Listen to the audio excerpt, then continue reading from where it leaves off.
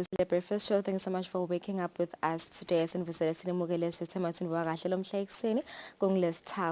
1st of June 2022. We have officially entered the Children's Month, which is the month of June. Eswatini declared this month 4 years ago as the Children's Month.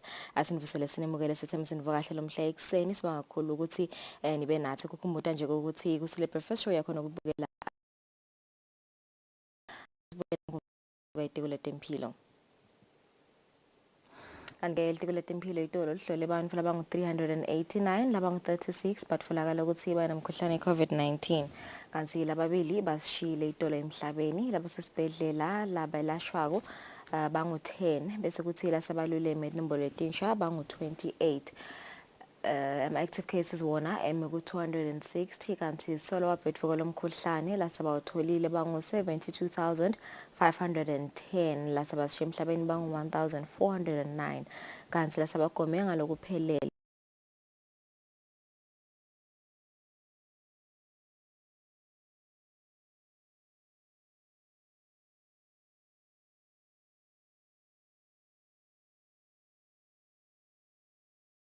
lahlukahlukene lofaka khathi khona live laseswatini kanti ke letele thamba embili kulamanye imave inhlangano kamhlaba United Nations sevetile ukuthi isimo solo siyachubeka ngekuba sibuca even nase Burkina Faso ngesizathu futhi somiso lesisolo sichubeka nekwendeka njengoba imvula solo tingabonakali. Inhlangano kamhlaba yaveta ke lokho ukuthi abantu labasengotini ukuthi bangabhekana nendlala bangu 16.7 million khona East Africa, not just only Burkina Faso kuphela kanti nalamanye amave lafaye ekhathi nabo Ethiopia nabo babhekene nesimo sesomiso.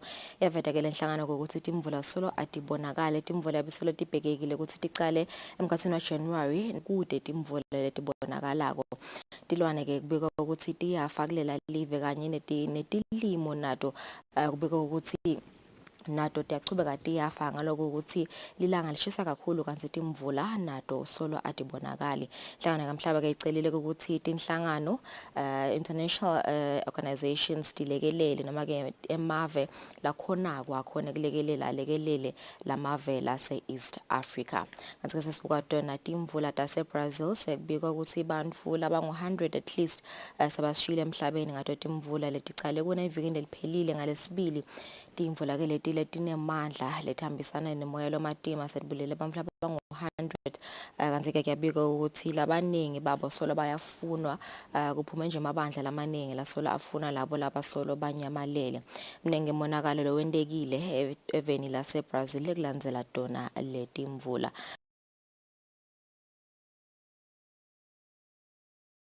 Kutholakale bantfu labangakhi lasebashile emhlabeni. Njengoba ngivedele ukuthi inyanga yenhlaba inyanga yabantwana live laseswatini declared this month 4 years ago as the Children's Month. Ngibuka ukuthi dinenkinga letibhekene nebantwana ekakhulukati nje inkinga tehlukubeteka ekakhulukati ngekwelicansi. Sitakhulumisana naye lapha acting director ofisini leliphila ndvunankulu acting director wehlangothi la National Children Services Department kuva kabanti njengama cases labaye babhekane nawo cases labaye bawasebente ebantwana lababhekana nekuhlukubeteka elohlangothi lokwa GBV. Sivene ukuthi metamo yini uhulumende noma ke leli office leliyendile kuzama ukunciphisa letinombolo kanye nekuzama kusita labantwana nokubatfolela tindzawo letiphephile. Sitha besikhulumisana naye nje ngato letindzaba leto te GBV.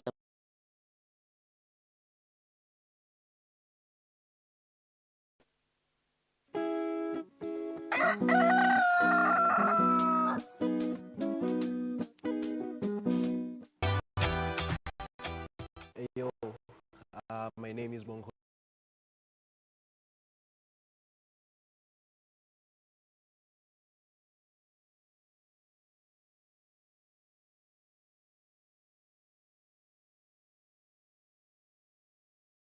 Your favorite personality or celebrity. Now imagine if they had to do a job that you never saw them doing. Umsebenzi ngicabanga ukuthi ngaba nebulukhuni bekuwenda ngumsebenzi nangilobita lokuthi nginganyakati la ngikhona khona ngingasuki la ngikhona khona. A job I could never do is be a mechanic. A job that I could never do is Maybe being a pilot. I can't be a pilot. Yeah, no. I think Zingube nenhlitiyo. I would like him to get a job as a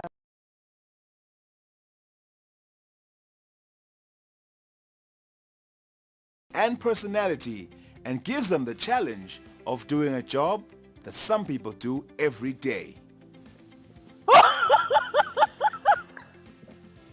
And they do it, they crumble under the pressure. Find out in the brand new season of Asambege. Ichop, Asambege. I do the most. Watch local TV on the go with the Eswatini TV app for only 20 emalangeni per month. Do the most with Eswatini TV app. Download from Google Play Store or App Store. We're good together. Everywhere you go, MTN.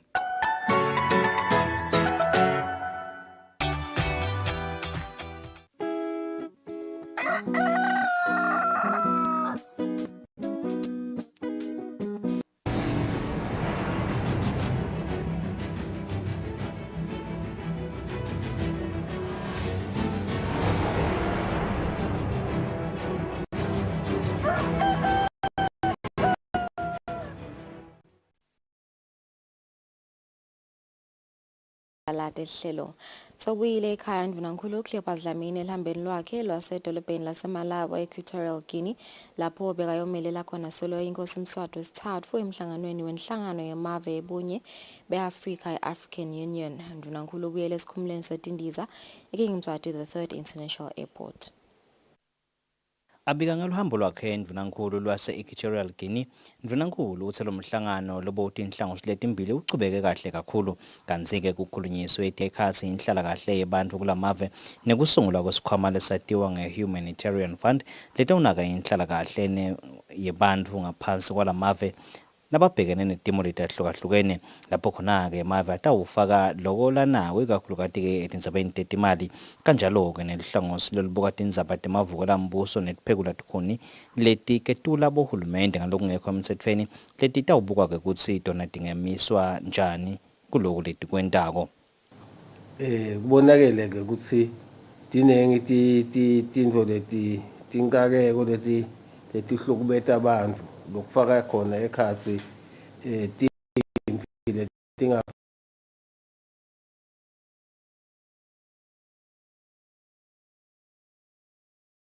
kube khona netintfo nje tabo climate change letibanga ukuthi kube khona kushoda kwekudla bese ke abantu bayahlukubeteka.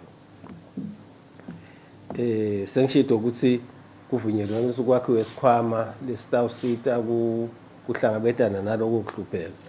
Kwaseke kuvunyelwana nokuthi la kule African Union kube khona lo singathi phecelezi humanitarian agency kusho ukuthi luhlangothi noma litiko lelitawubukana nje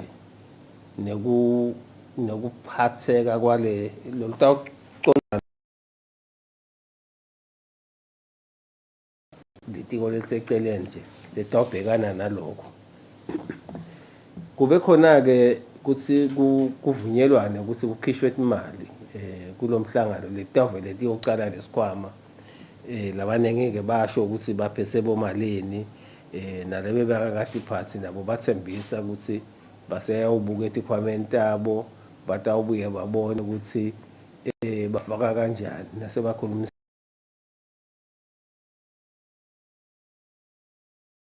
Njani futhi ngani kulesikhwama endzabeni yokukhipha timali lokucokelela timali usindvunankulu kutawuba yindvo lechubekako lekinjo labavumelene ngayo. Kanti-ke live laseSwatini usindvunankulu kusayitele likubekile etafuleni kwanyalo lisetawubuka ukuthi lona lingasita njani noma-ke lingenta njani etindzabeni kubika Giyani Msibi ngiseKing Mswati the 3rd International Airport.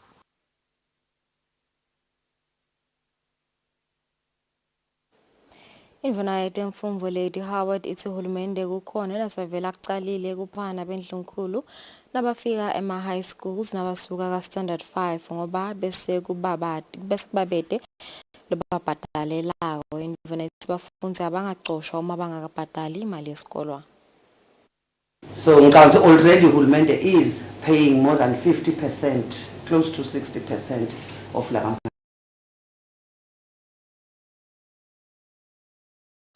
nakasewe kabhadali abangacoshwa laba sayilungisa imali kulaba nababa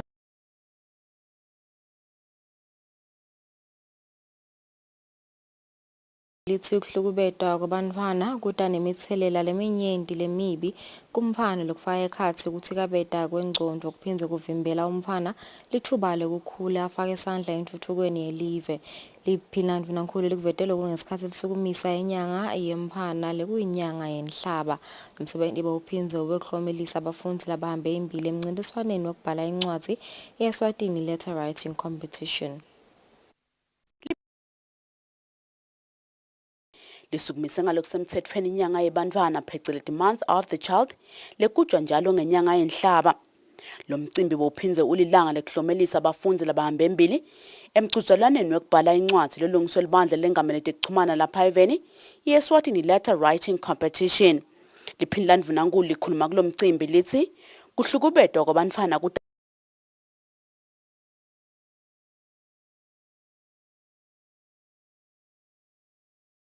afake isandla enthuthukweni yelive. That violence against children is harmful in every sense of its definition.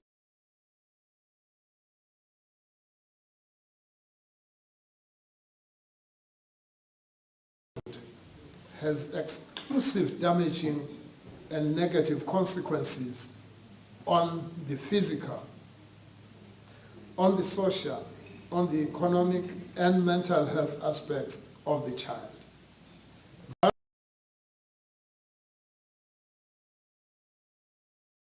And to participate in national development issues. Violence deprives children the opportunity to grow into their imaginative and innovative dreams. Above all, violence creates an angry and troubled generation full of rage. That is violence. In addition to Article 19 of the UNCRC, which I quoted earlier, of the 2005 National Constitution of Eswatini, which speaks to the rights of the child. This section makes reference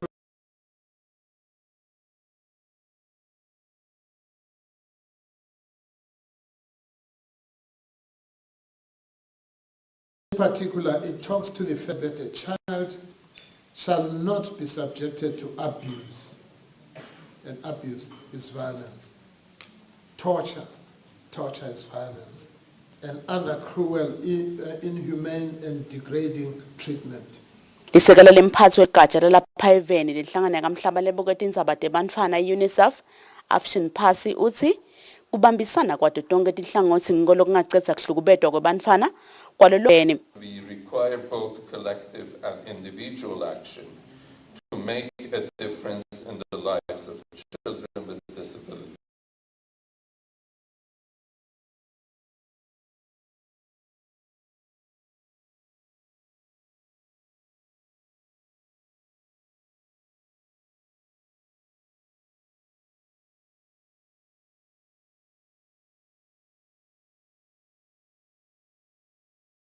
Those systems, and when they exist, we need to strengthen them.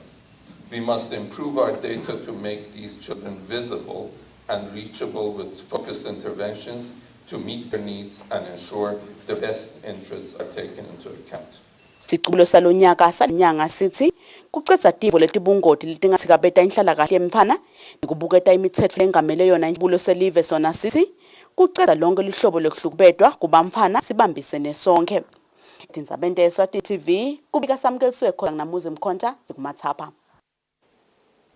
Indvuna yehlelo letekuvakasha netindzaba temvelo Moses Vilakazi seyinikete tinhlelo letisithupha letibuke emasu ekunakekela imvelo letiphumelele ngaphansi kwesikhwama sekunakekela imvelo i-Environment Fund mnyakatimali wa 2022-2023. Indvuna yethi inkinga lenkulu lekhungetse live tindvonga nekuketuka kwemhlaba kanti letinhlelo titawuhlukanisela imali lesigidzi nencenye samalangeni 1.1 million amalangeni. Sukela eminyakeni eminele yengcile isikhwama sekonga imvelo Environment Fund sesesikele imisebenzi yemimango noma tinhlelo tekonga imvelo letingemashumi lamabili nemfica ngemali lengetulu kwetigidzi letine emalangeni 4 million.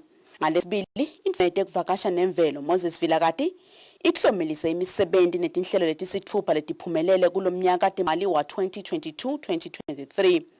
Indvuna ithi live lidzinga imali lesigidzi semalangeni 1 billion emalangeni kuncoba tindvonga letikhungetse 1 billion uze kuthi sincobe letindvo letendekako kufuneke emamillion nemamillion ngani ngoba lo mhlaba uyahumuka kodwa uqala phi lenzaba na icala kithi sibantu bakuleyo ndzawo asibongeke namhlanje ukuthi laba ngibona ba-applyile bacela lolusido utholakele 49 walaba applyile siyaqela lokho ukuthi bekunene ngesikhathi kushengetiswa ukuthi kufuneka abantu ba-apply abantu aba-apply sithi ke nine leniphumelele ngoba kuphumelele sikisi saleni basibonele kulabanye uma sithiwe yendanini lo msebenzi lokungijabulisile idolo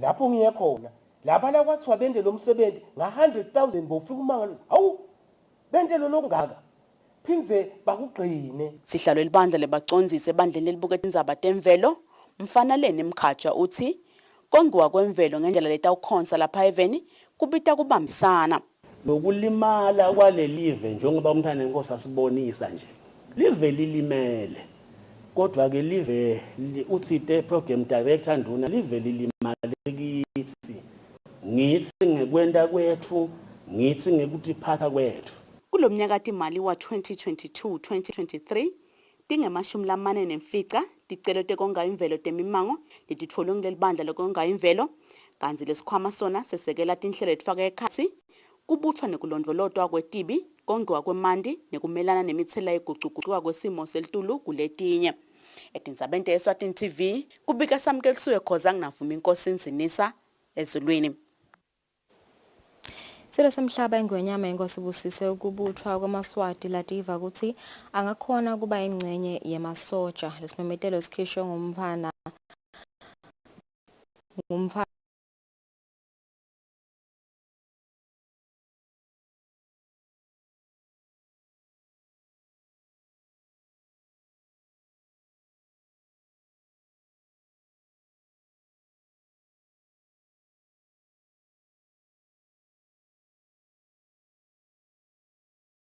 yakhe hayi enhloko hovisi kepha baphelele tinkundleni bete nabometisa babo bebuve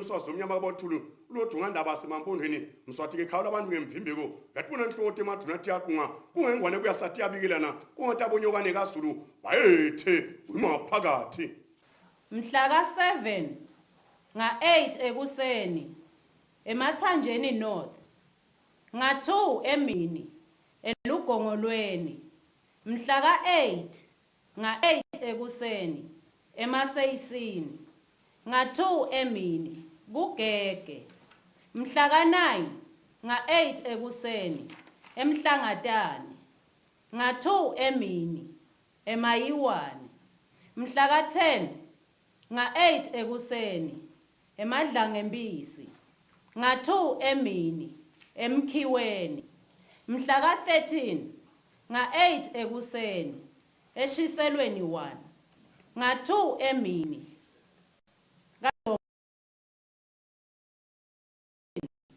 nga8 ekuseni esipiki nga2 emini enzingeni mhla ka15 nga-8 ekuseni ekukhanyeni nga-2 emini kunkomi yahlaba mhla ka-16 nga-8 ekuseni emhlambanyathi nga-2 emini esiphocosini mhla ka-17 nga-8 ekuseni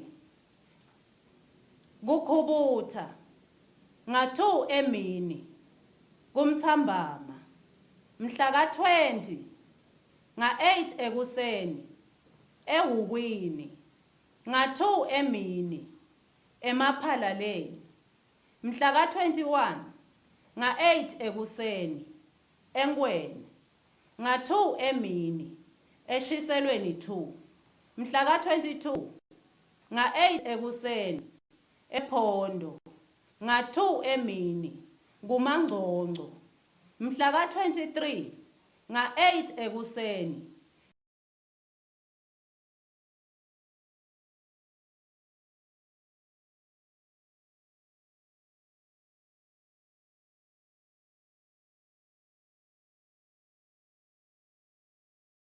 ka-27 nga-8 ekuseni emhlume nga-2 emini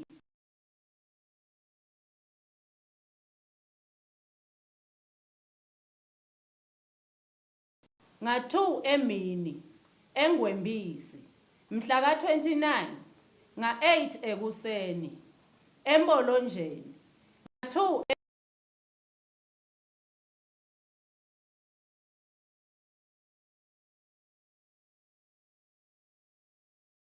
emini eGilgali mhla ka-1 kuJulayi nga-8 ekuseni enkilongo nga-2 emini elubulini mhla ka-4 nga-8 ekuseni emthongwaneni nga-2 emini enhlambeni mhla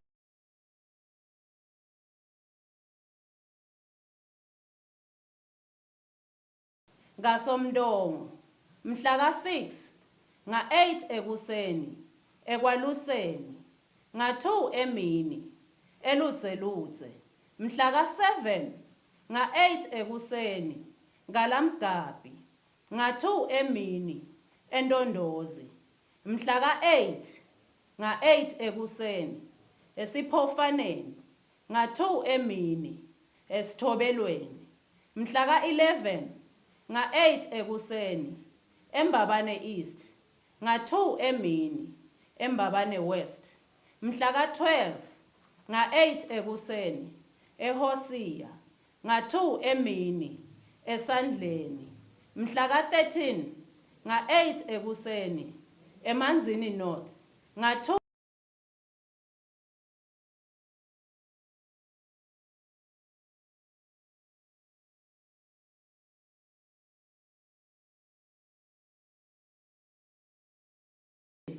nga-8 ekuseni kumethula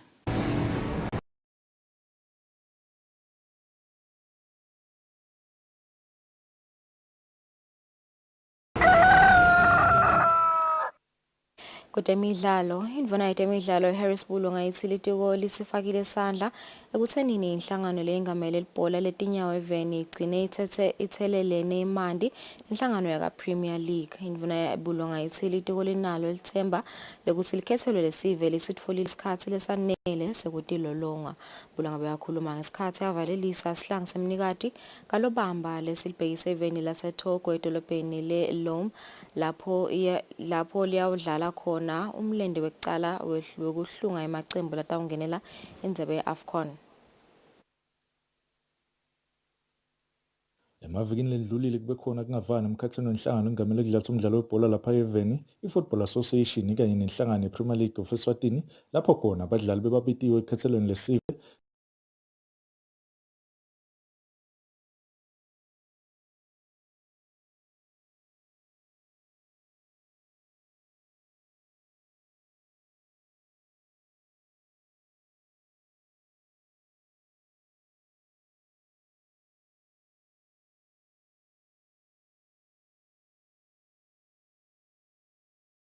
eroded the nation's trust in our football structures and by extension to our Sihlang. However, we are pleased to share with you that the ministry was able to bring the relevant stakeholders together last week and a lasting solution was found, and we all further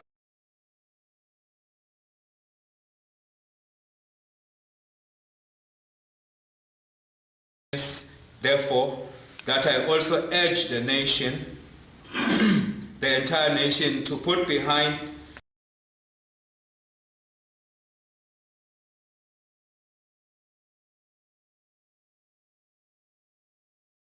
of various clubs to put aside club rivalries to support our team. Our football and indeed the entire country cannot afford a club versus country situation.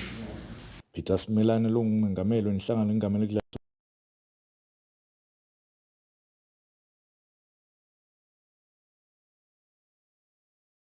lokuthi nibe prepared and kudlalwe ke la siyakhona ema players ke nami ngiwabonile because kube nema practice match lamabili, and then in terms of lama practice matches sithoma sibuka sakhanza ukuthi no response from the players is very good.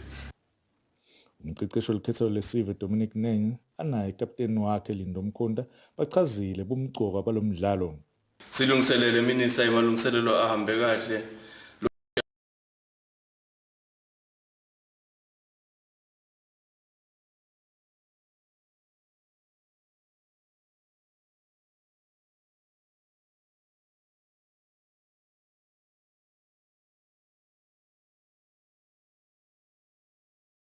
Siyakwati ke lesikwende itolo sitifakele kakhulu ipressure, sitifakele etsini ipressure ngalokuhle lesike sakwende emuva lokusho ukuthi ke sekumele ukusinyalo sale siyochubeka sichubekele sesale senda lokungetulu kwaloko. Lo mdlalo utawudlala ngalesihlanu kuleli viki lelisetulu khona edolobheni leLome even laseThoko. Lobekela umsakazo Eswatini TV temidlalo ngilinda Dlamini kanombiko uhlanganiswe nguFabrice Msonera eMbabane. Asitiphethe ndzaba tetfu ngaleto temidlalo kanti nasibuya emakethe sidabe sikhulumisana na acting director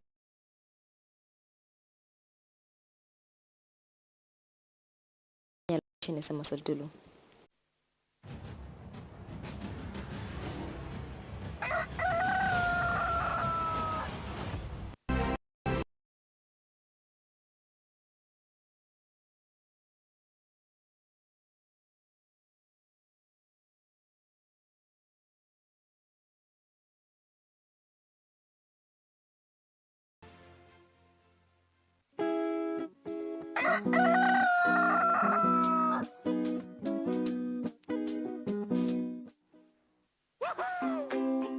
Pay your TV license quickly and easily with MTN Momo. Simply dial *007 *3# and select option 8 for TV license. Enter your national ID number as your reference and the amount you wish to pay.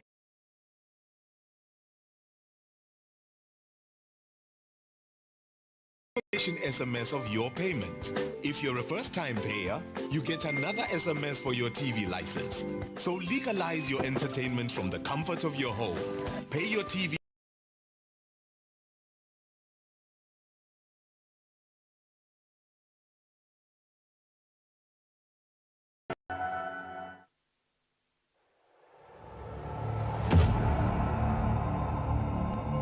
This life, true justice requires sacrifices.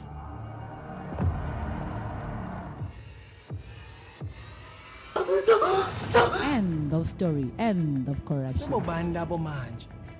One of them asked me that what kind of job are they going to do overseas?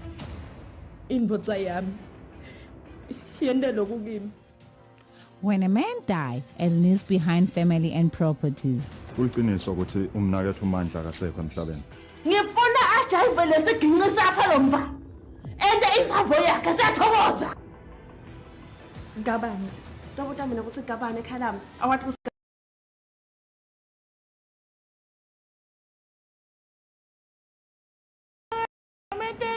Lokho nje awungikholwa ashayela uMelginenza ombode. Utakutshela ukuthi le nkampani yasala kimi lena. Iwini. Ulandze mina, Thando. Akufanele ukuthi ungilandze. So, now that my father is no more, who will be the owner?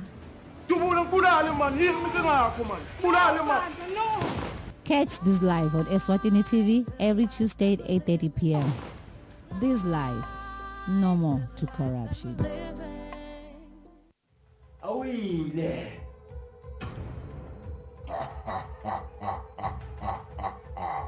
Wena babe. Emandla.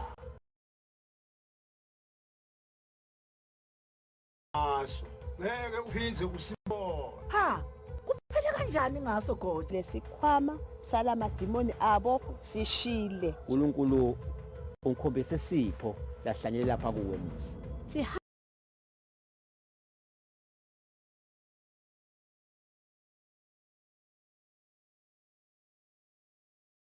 Ini, uyasangana yini? Kumele angene endumbeni. Angeke kulunge. Lento idalethe ingcabano kulomndeni. Wathi ngani? Lo mfana sebenza ngemandla kaNkulunkulu. Siwati kahle thina emadloti la kaSimelane.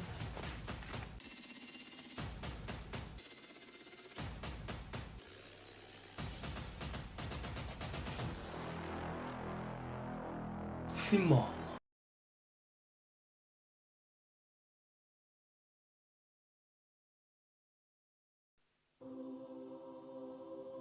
When you choose your adventures, you do so with an open heart and a desire for the unexpected. You embark on journeys to discover new worlds full of wonder.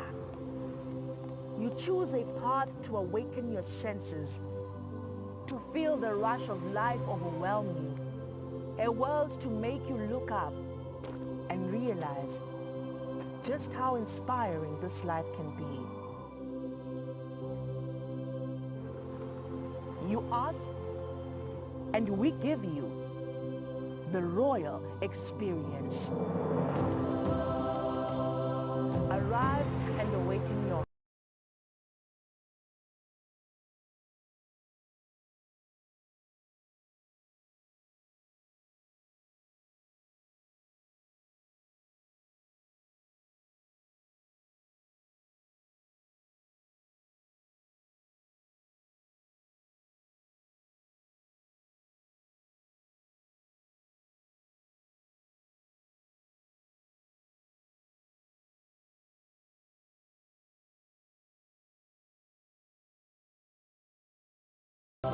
heart and leap into an ancient world so very different from your own, where magic, beauty, and love are shared forever. Then you will have a royal experience. There is just one place on earth where the people make you feel a part of their kingdom, where you just might volunteer to awaken spirits, enrich minds, and work alongside communities to build, motivate, and inspire. This is truly the royal experience. When you dream of a different world, beyond the ordinary, beyond time, discover just how far you go to expand your understanding of life's great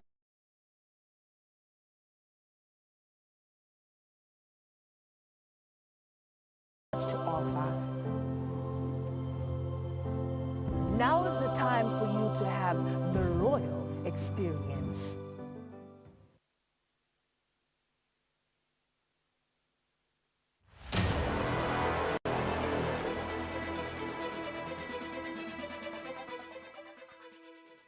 Using an ATM is a simple process. You simply insert your card, punch in your PIN, and withdraw your cash. However, this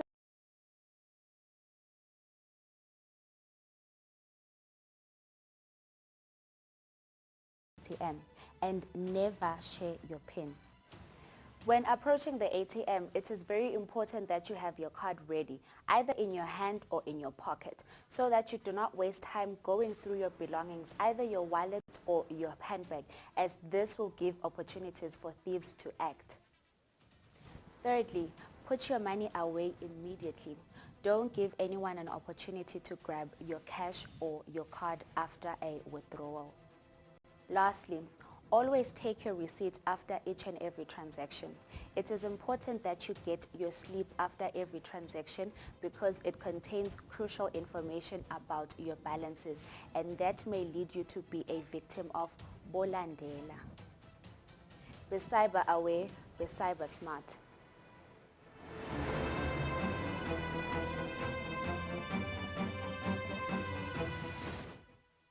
I do the most.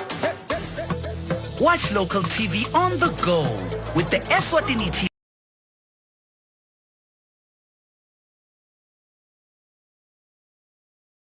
With Eswatini TV app. Download from Google Play Store or App Store. We're good together. Everywhere you go, MTN.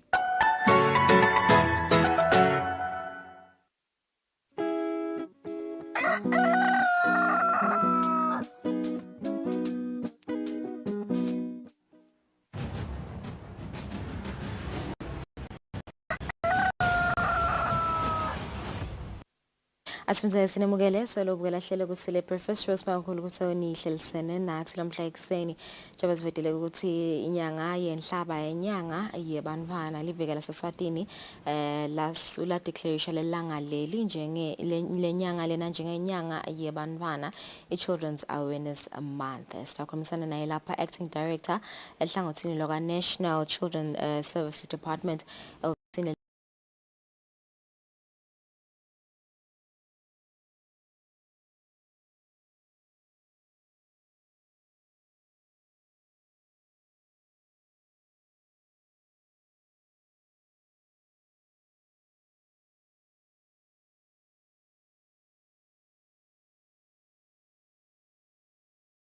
ebuke kuhle ukubeteka kwabamfana gender based violence against children ingabe nje ukuze uhulumende adeclaration lenyanga as a Children's Awareness Month kuyini le yaphocelela ukuthi size sifike lapho kuma mhlambe kubona kunyuka kwalama cases aloluhlobo lo.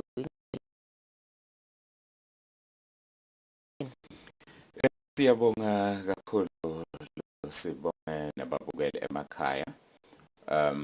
Yes, June inyanga yebantwana eSwatini. Kungaba kucala nje mhlawumbe umuntu ajakele kulombuto lo ubuta ukuthi hulumende kwayangane. Hulumende waseSwatini sise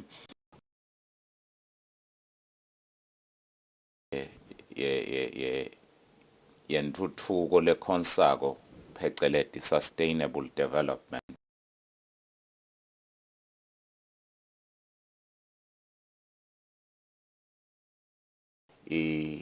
Intuthuko ukuthi uyibeke kumntwana utshale lokho lofuna ukubona kusasa because intuthuko ikhuluma nangesikhathi lesidako ukuthi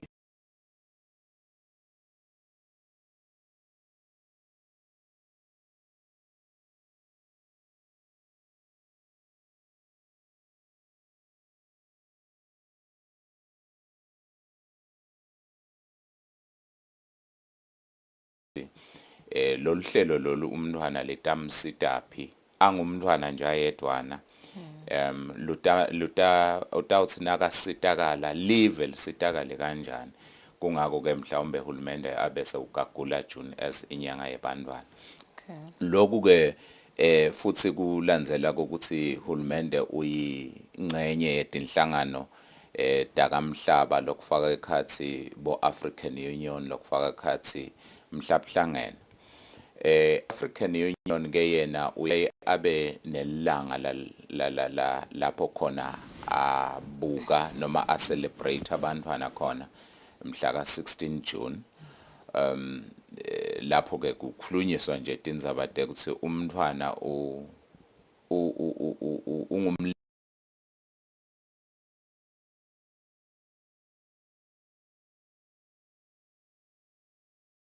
sibese sesitimbandzakanya kuloko African Union lakushido. Kulonyaka njena ukhiphe sicubulo African Union lesithi eliminating all harmful practices against children. Lokubuka nje tonke tinto letikhinyabeta umntwana asakhula kungaba kusekhaya ngoba kukhona netinto lesitendako ekhaya lokhanza ukuthi tenda lokuthi lo mntwana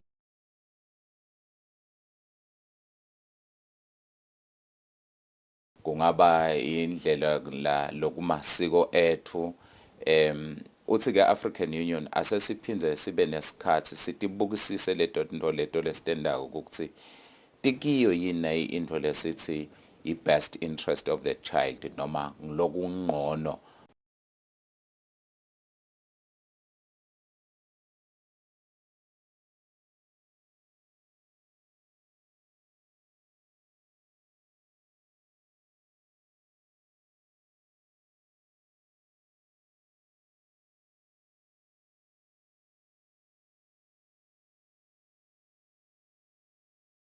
na physical and psychologically ngiko ke sithi te sethu sicubulo la eSwatini asithi eliminating all forms of violence against children. Sathi our collective responsibility. Sibuka ukuthi noma ngabe kumshaya noma ngabe kumhlukubeta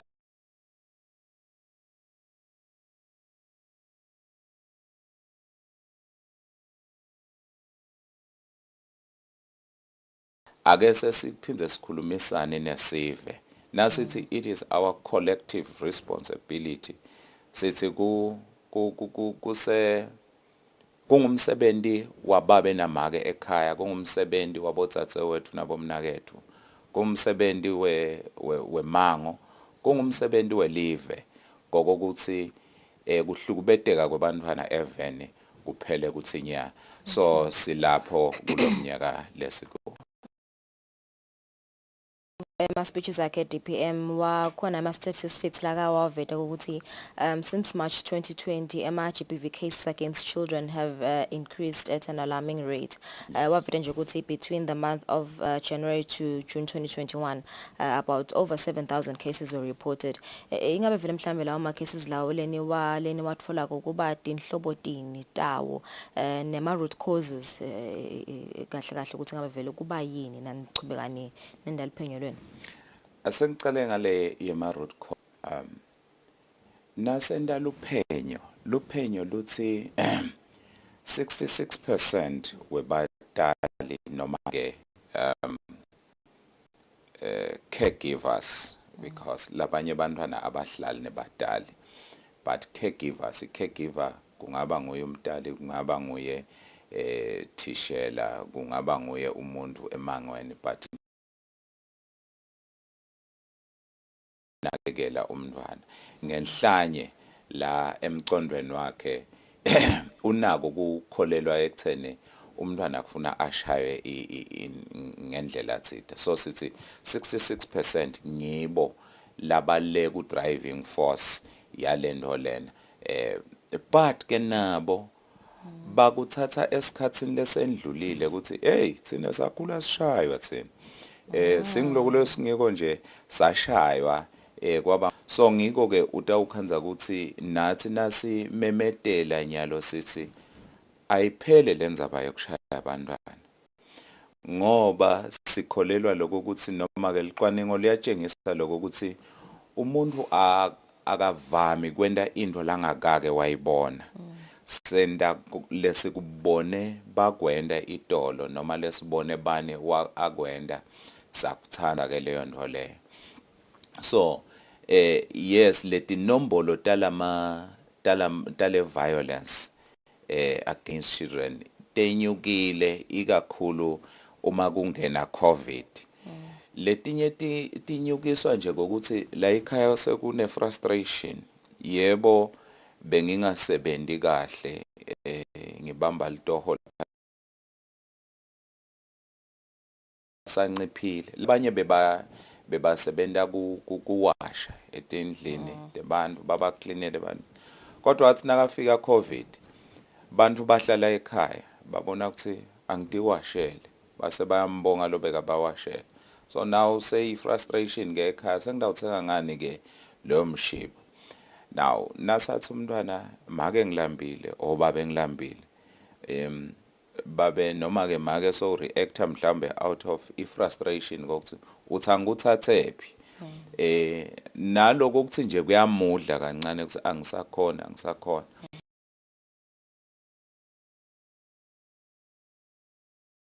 ikhiphela khona buhlungu bakhe lokunye ke lokubanga kolento lena ya vele ye violence ngiko lokushaya ngithi angisakhona kuna ku afford lokunye ke utawukhanza ukuthi labatali bebangahlali esikhathi lesiningi nalabantwana and uyamangala nyalo ukuthi lo mntwana kani une habit lenje lebe ngingayati mina ngiko ke lokunye ngekujaha athi kushaya ngolokungcono angimshaye ngoba wenda into lengingayadi nami so ngiko ke lama cases beke inyukile kakhulu kananyalo siyawabona ema cases whereby ukhenze ukuthi kunebantwana labancane labashiwa konje babodwana ashiwe umntwana nyalo nje lokhu kuvulwe live yebo kona siyamjabulela covid ukuthi soshona phasa nisesiyakhona but ukhanza ukuthi nyalo sekuvulekele into tabo milinzelo sesihamba ema all night prayers siyabashiya abantwana bodwana ebusuku lokumfaka engodini umntwana akhalele umntwana lomncane lona 10 years abekho abantu labadzala ekhaya so konke lokho kuyabahlukubeda nalokunye ke lokufaka ekhathi tona tindzaba tesondlo kokuthi njengalokho besibekisa nje ukuthi make phela bekade zabalazela encenye but nyalo sekuna covid akasakhona ukuzabalaza so ubheka ukuthi mhlawumbe nangabe bekungibabe angekho asupporta akasupporte phela uyabona lento le so ukhanze ukuthi nabo kubabe abasakhona ukusupporta or munye walala babili ngoba akusibo bobabe kuphela munye walala babili akasakhona ukusupporta lokho ke ukhanze ukuthi nako umntwana sekuyamhlukubeda ngoba nje lokho ukuthi ngingumntwana ngivela nginetimpahla letidzabukile kulabanye lokwanalokwa ukhanza ukuthi umntwana kuyamlimata emcondweni konke lokho. Okay, so for the month of June nje ihlelo lenidi ihlelile ukuthi indaba edenda ezama efforts nje kuzama uku-eliminate i-violence against children yatloku ukuthi vele ikakhona lamanye ama programs nonakho but ngabe vele mhlambe lento abeniyenda this month for the month of June. Yes, luthule selivele lisukile njengaloku umhlonishwa DPM itolo asilonjele le siqubulo sethu salonyaka sithi our collective responsibility so lesikuhlele kakhulu ke ngiko lokho ukuthi asesikhulumisane thine boma caregivers so sihlele ukuthi sitawo uzama lokho ukuthi sibonane nebaholi bemasonto sibonane nebaholi bemimango sibonane mhlawumbe sibe nekukhulumisana nabo bantwana because lesikukholelwa ukuthi bantwana banato indlela ukuthi bangabambisana njani nebadali babo ekubakhuliseni because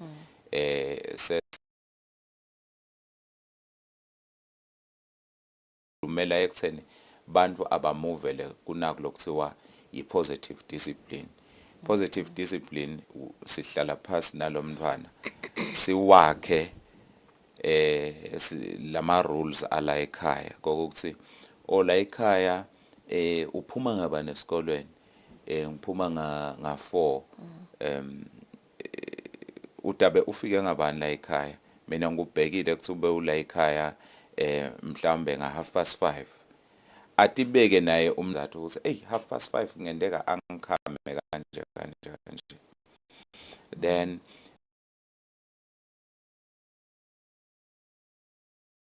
ukhona because simkhulisa lo mntwana ukuthi tinqumo lento ithathako akeme naye kudo so sibukeke ukuthi sitawuphindze sikhulumisa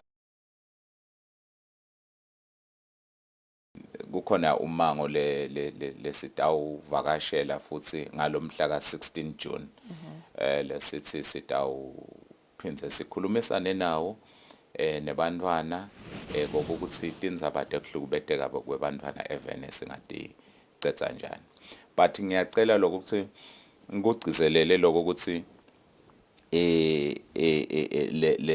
lesicubulo asipheli nje nyalo nga June but siyaye sichubeke nayo lendzaba la ishito African Union sichubeke nayo sihambe tindzawo ngekuvuma kwema resources esisachuba umsebenzi wethu. Alright, sinongevela sibakhulu babe sifela kuba nathi lo mhla ekseni sisamba thu ubuya ngalokho isaqala inyanga so senesikhathi lesiningi ukuthi ungabuya sitawuphinde sidideke indzaba yabantwana. Lesikhathi sibuya sibahlele imarket nasibuya sitawubuya ne traffic update.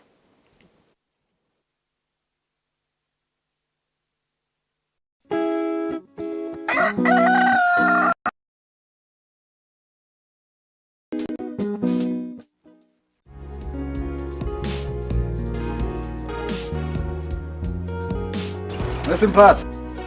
Ngesukuphathamisa usebenza mngani. Ngicela kumane ngihambe ngiyosuka. Ngiyajabula Khumalo. Inkampani yasebenza kuletha betempilo batofundzisa. Siyatinakekela tisebenza. Kusoka kumqoka ngoba kunciphisa amathuba ekuthola iHIV kanye nekuhlandeka nje kubalula. Ngithathe nesinqumo sesingiyawusoka mphathi ukuze ngitivikele kumdlavuza wendlu. Ngiphinde ngivikele kumkami kumdlavuza wemlomo wesibeletho. Ngicela kuyawusoka kusasa. Ngeke kwa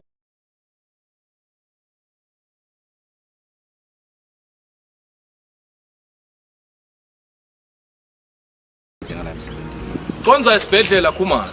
Ukhuthathe nalabanye phela abalingani bakho ukuthi nabo bahambe bayosoka inkampani itanisekela. Lo mlayeto ulethelwa litiko letempilo. Kuva kabandi. Shayela 2030.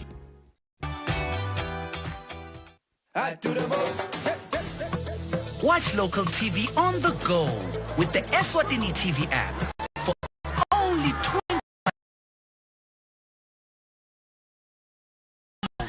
with Eswatini TV app. Download from Google Play Store or App Store. We're good together. Everywhere you go, MTN.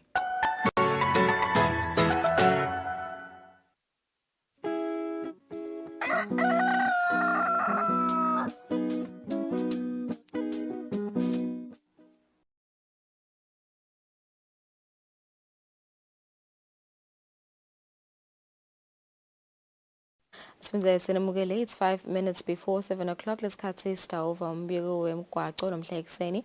Asivusele Sergeant kule ngabe namhla ekseni ikhambeka kanjani emigwacweni yelive? Anguvusele Thombeni, umvusele umbukelo welihlelo.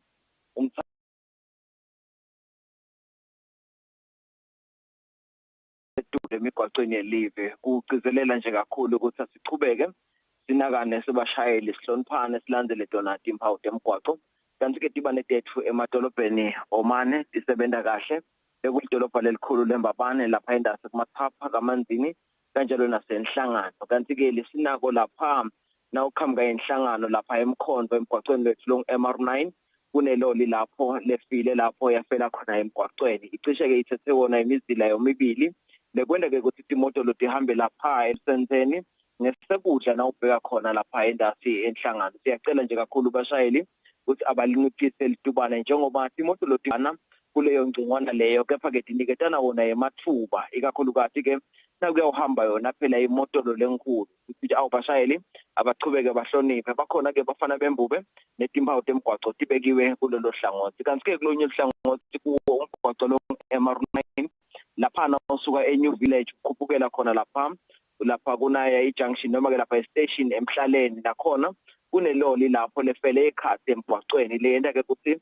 imoto lo ikakhulukazi tiyawuhamba phasa lelibhloko lapha emhlaleni noma ke bayawujika bafuna ukujikela khona lapha nawubheka khona lapha ekalogoba tibe nebulukhuni disebenzise ke umzila munye lobheka khona indase ehlangana nakhona timpawu tibekiwe akhona nemaphoyisa kusita sona sibe kusinyala ekseni kube lula kuhambeka kanti lubombo khona solo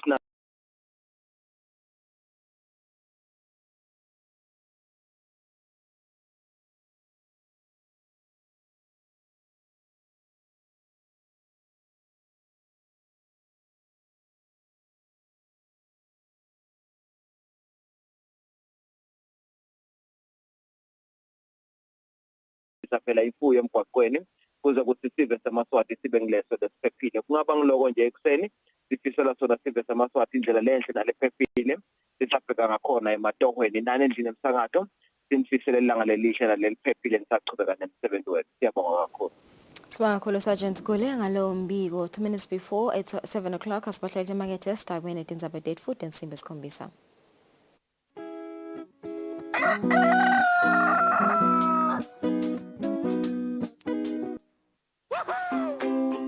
Pay your TV license quickly and easily with MTN Momo. Simply dial *007 *3 hash and select option 8 for TV license. Enter your national ID number as your reference and the amount you wish to pay. Then enter your PIN to confirm your payment. Once your payment has been made, you'll receive a confirmation SMS of your payment. If you're a first-time payer, you get another SMS for your TV license. So legalize your entertainment from the comfort of your home. Pay your TV license the easy and convenient way with MTN Momo. Everywhere you go, MTN.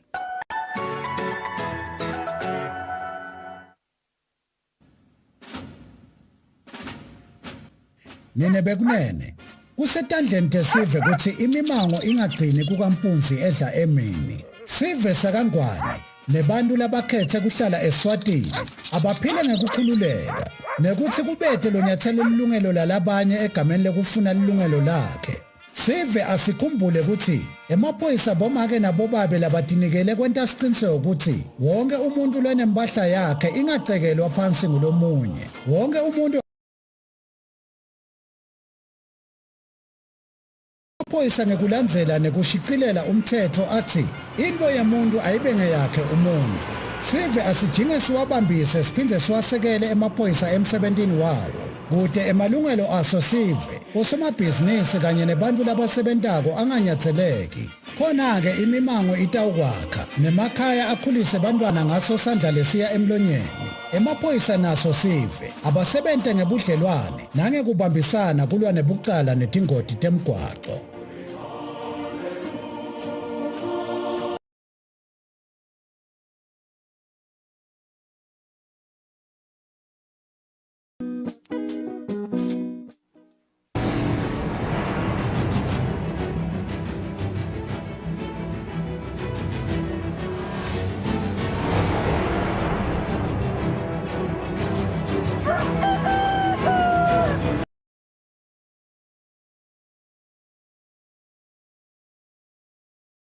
Ensimbi esikhombisa sawile ekhaya Ndvunankulu Cleopas Dlamini elihambeni lwakhe lwasedolobheni leMalabo Equatorial Guinea lapho bekayomelela khona Silo inkosi Mswati wesithathu emhlanganweni wenhlangano yemave ebunye beAfrika ye-African Union. Ndvunankulu ubuyele esikhumulweni setindiza eKing Mswati III International Airport. Abika ngeluhambo lwakhe Ndvunankulu lwase-Equatorial Guinea, Ndvunankulu uthe lo mhlangano loboti inhlangothi letimbili ucubeke kahle kakhulu kanti-ke kukhulufaka ekhathi inhlalakahle yebantu kulamave nekusungulwa kwesikhwama lesatiwa nge-Humanitarian Fund letawunaka inhlalakahle yebantu ngaphansi kwalamave nababhekene netimo letahlukahlukene lapho khona-ke emave atawufaka loko lanako ikakhulukati-ke etindzabeni tetimali kanjalo-ke nelihlangosi lolubuka tindzaba temavukulambuso netiphekula tikhuni letiketula bohulumende ngalokungekho emtsetfweni letitawubuka-ke kutsi tona tingemiswa njani kuloku letikwentako.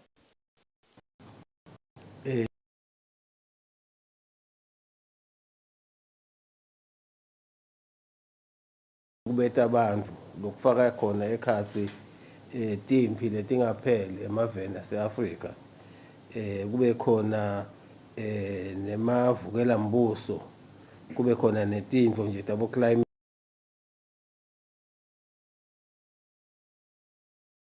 abantu bayahlukubeteka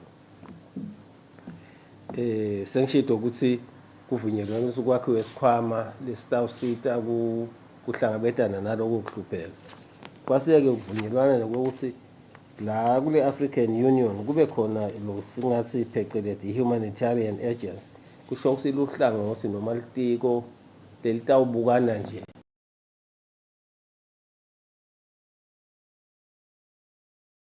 isimo sekuhlukubeteka kwebantu kusho ukuthi kutaba litiko leliseceleni nje letawubhekana nalokho.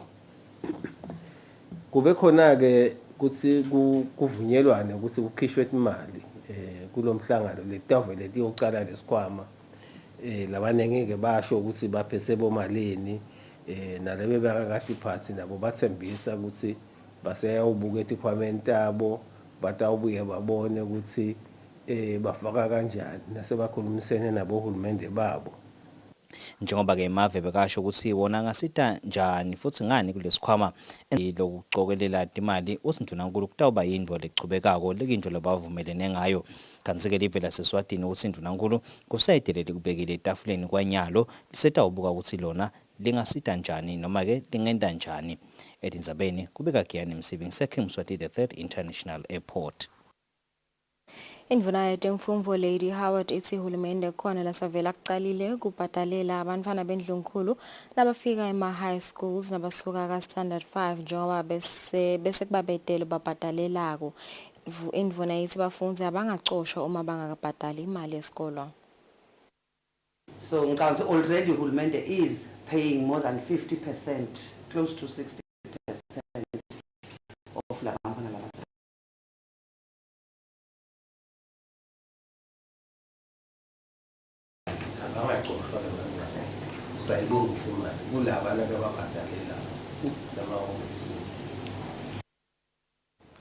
Iphini Ndvunankhulu Themba Masuku lithi kuhlukubedwa kwabantwana kuta nemthelela leminyenti lemibi kumfana lokufaka ekhatsi ukuthekabeteka kwengcondvo okuphindze kuvimbela umfana lithuba lekukhula afake isandla ekuthuthukweni kwelive. Iphini Ndvunankhulu ekuvete lokhu ngesikhathi lisukumisa inyanga yemfana lekuyinyanga yenhlaba. Umsebenzi ube ukuklomelisa abafundzi labahambe embili emncintiswaneni wokubhala incwadi yeSwatini letter writing competition. Ndvunankhulu Themba Masuku ngalesibili lisukumise ngalokusemthethweni inyanga yebantfwana phecelezi month of the child lekujwa njalo ngenyanga yenhlaba. Lo mcimbi bowuphinze ulilanga lekuklomelisa abafundzi labahambe embili emchuzalwaneni wekubhala incwadi lolungiswe libandla lengamele tekuchumana lapha eveni yeSwatini letter writing competition. Liphini Ndvunankhulu likhuluma kulo mcimbi lithi kuhlukubedwa kwabantfwana kuta nemithela leminyenti lemimbi kumfana lokufaka ekhatsi kuthikabeteka kwengcondvo kuphindze kuvimbele umfana litfuba lekukhula afake isandla entfutfukweni yelive. That violence against children is harmful in every sense of its definition.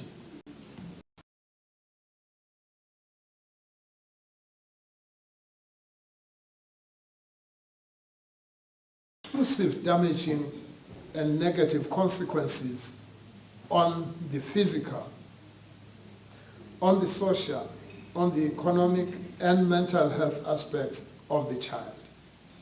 Violence robs the children the opportunity to be educated and to participate in national development issues. Violence deprives children the opportunity to grow into their imaginative and innovative dreams. Above all, violence creates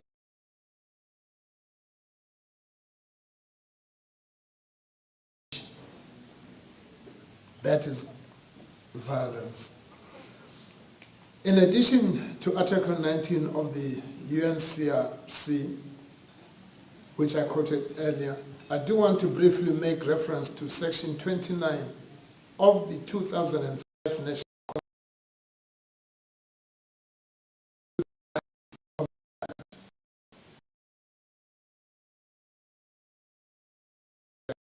that obligates society to observe. It is the Constitution. In particular, it talks to the fact that a child shall not be subjected to abuse, and abuse is violence. Torture is violence, and other cruel, inhumane and degrading treatment. Lisekela lemphathi weligatsha lalapha eveni lenhlangano yakamhlaba lebuketa indzaba tebantfwana UNICEF Afshin Phasi uthi kubambisana kwato tonke tinhlangothi ngiko lokungacedza kuhlukubedwa kwebantfwana kwalo lonke lihlobo lapha eveni. We require both collective and individual action to make a difference in the lives of children with disabilities, including protecting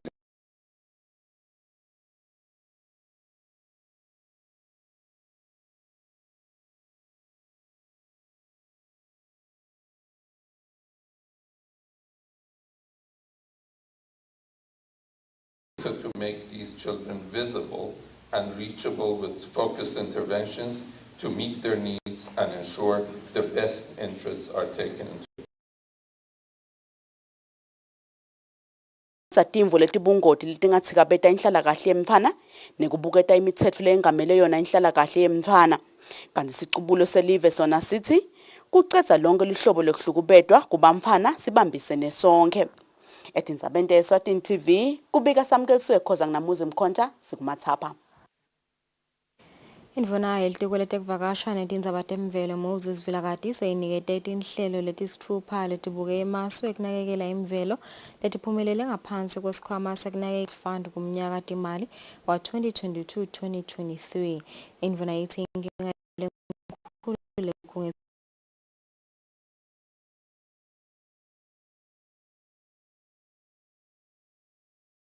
samalangeni 1.1 million amalangeni. Sukela eminyakeni lemine leyengcile isikhwama sekonga imvelo Environment Fund sesesekele imisebenzi yemimango noma tinhlelo tekonga imvelo letinge-24 ngemali lengetulu kwetigidzi letine temalangeni 4 million. Ngalesibili, indvuna yetekuvakasha nemvelo Moses Vilakati iklomelise imisebenzi netinhlelo letisitfupha letiphumelele kulomnyaka timali wa 2022-2023. Indvuna ithi live lidzinga imali lesigidzi semalangeni 1 billion emalangeni kuncoba tindvonga letikhungetse live. Nantibukela nje mina sesidzinga imali enganga 1 billion uze ukuthi sincobe tindvo letendekako kufuneke emamillion nemamillion. Ngani ngoba lo mhlaba uyahumuka kodwa uqala phi lenzaba na icala kithi sibantu bakuleyo ndzawo. Asibongeke namhlanje ukuthi bacela lolusido utholakele 49 walaba apply. Siyacela ke lokho ukuthi bekunene ngesikhathi kushengetiswa ukuthi kufuneka abantu ba-apply bantu aba-apply sithi-ke nine le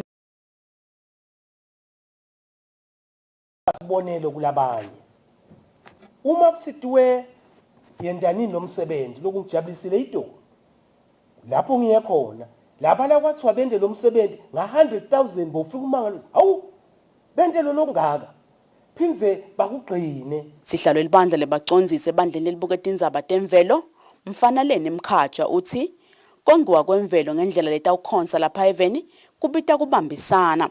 Nokulimala kwalelive njengoba umthandi wasibonisa nje live lilimele kodwa ke live uthi program director nduna live lilimale kithi ngithi ngekwenda kwethu ngithi ngekutiphatha kwethu. Kulomnyaka timali wa 2022-2023 tinge-40 ticelo tekonga imvelo temimango letitfolwe ngilelibandla lekonga imvelo kanti lesikhwama sona sesekela tinhlelo letifaka ekhatsi kubutfwa nekulondvolotwa kwetibi kongiwa kwemanti nekumelana nemitsela yegucugucuka kwesimo selitulu kule Igcabente ye-Eswatini TV kubika samkeliswe khoza nginavuma inkosi Nzinisa ezulwini. Live lakangwane selende imetamo lebonakala kwekulweni nekucedza ligwayi ngekusebentisa kwalo ekusho kwamabhalano lomkhulu etiko letempilo Dr. Simon Zwane noma kukuningi lokufanele kwentiwe kulwa nekusebentisa kweligwayi sekunetindzawo letakhiwe kutsi tisebentiswe bantfu lababhemako. Zwane bekakhulumana kugujwa lusuku lwekucedza ligwayi i-World No Tobacco Day ezulwini. Live leSwatini lihlanganyele nemhlaba wonke kugubha lusuku lwekucedza lugwayi i-World No Tobacco Day. Siqubulo salonyaka sikhulumisa imithelela yeligwayi emvelweni. Akhuluma kulomcimbi mabhanelo omkhulu etiko letempilo Dr. Simon Zwane uthi litiko lenta konke lokusemandleni ekuxwayisa sive ngekusetshenziswa kweligwayi. Silive lakangwane siyaqhubeka nekwenta lo msebenzi wokuthi sixwayise emasu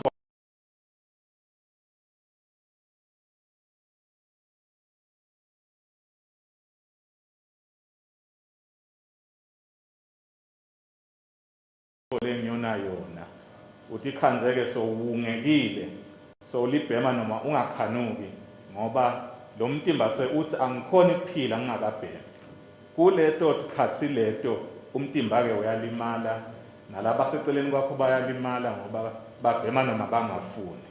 Dr. Kevin Magadzange longumtfutfukisi wetempilo enhlanganweni yakamhlaba yetimpilo lapha eveni uthi tinkhomba tiveta kutsi kubantfu labasha labalishumi ndisalugwayi noma ke letinye tinhlobo teligwayi letiyingoti. Reminding the youth that you will need your health, every precious bit of it, in these wondrous times that are ahead.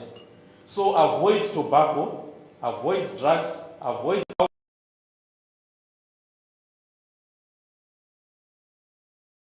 now. Lead your friends in a good direction by not smoking and not using drugs.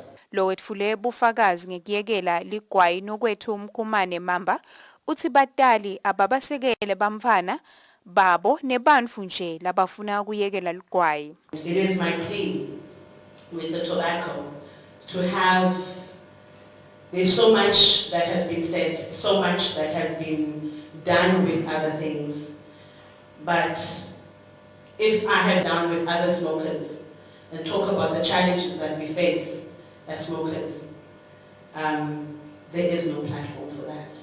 Thabile Dlamini lobekamelele losabambe kuba ngumphathi welibandla letemvelo kuleli uthi kulinywa kanye nekukhicitwa kweligwayi kunemthelela lomubi kutemvelo njengoba ligwayi ludzinga umhlaba lomnyendi emanti lamanyenti luphindze lidzinge bomanyolo labayingoti labalimata ludvadvasu lwesibhakabhaka. Ngekusho kwaDokotela Siphesihle Dlamini welihlangothi lwamdlavuza isibhedlela lesikhulu sahulumende kaManzini uthi kufa bantfu labangemakhulu lasitfupha njalo ngeminyaka labashona ngesizatfu seligwayi. Etindzabeni kubika Sondomlangeni Navuma Inkosi Nzenisa ezulwini. Inhlangano yamake longumlimi Women Farmer Foundation seta ukhona kosekela imisebenti yayo ngelucwaningo ngesivumelwano sekusebenzisana nenyuvesi yaKangwane. Ngekusho kwelisekela lemphathi wenyuvesi Professor Justice Twala enyuvesi yaKangwane yakukhutsata kubambisana netinhlangano letitimele letitawusita kutsi kube nemasu ekutfutfukisa temabhizinisi kanye nemakhono ebantfu labasha. Twala bakakhuluma emcimbini wekusayina isivumelwano sekusebenzisana ne-WFF. Ngemetamo yekuniketa bafundzi benyuvesi yaKangwane litfuba lekubuka inhlangano yamake longumlimi Women Farmer Foundation seyisayine isivumelwano sekusebenzisana nenyuvesi yaKangwane. Akhuluma kulomcimbi lisekela lemphathi wenyuvesi Professor Justice Twala uthi lenyuvesi itimisele kukhulisa lwati lobafundzi ngekusebenzisana netinhlangano letitimele. UNESWA also recognizes the state of art facilities, which is a fruit orchard, technological tunnel production units, and the Eswatini kitchen factory, which will play a major positive role in grooming the aspiring UNESWA students through periodic internships and mentorships, as well as provide employment upon graduation. UNESWA's technical staff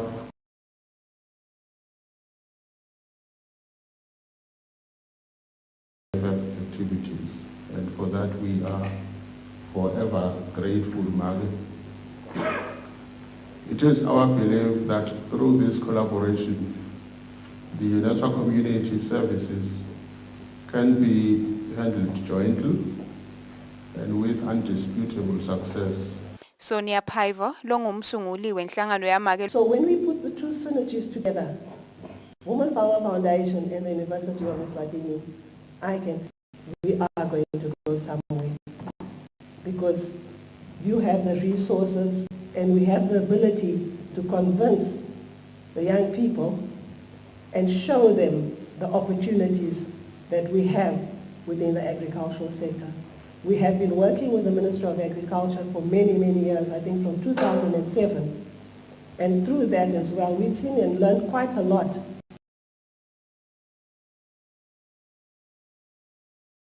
They have. Lobudlelwane butawusita ukuthi kwentiwe lucwaningo futhi kucubungulwe ngalokuphathelene netekulima kulokunye. Etindzabeni kubika Sontomlangeni Eluyengo.